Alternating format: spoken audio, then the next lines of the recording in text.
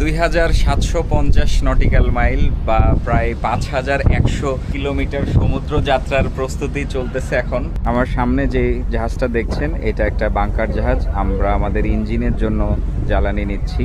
আমরা 550 টন জ্বালানি নিব।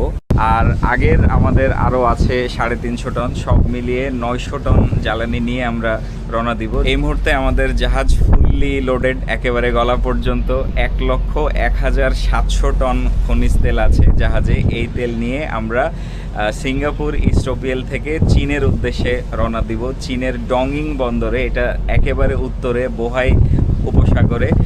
আর এখান থেকে আমাদের সব কিছু যদি ঠিকঠাক থাকে তাহলে সময় লাগবে মোটামুটি 10 দিন মতো।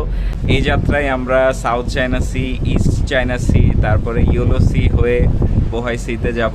যথেষ্ট হেকটিক একটা জার্নি হয়, কারণ সাউথ চায়না সি প্রায় সময় রাফ থাকে। আপনারা হয়তো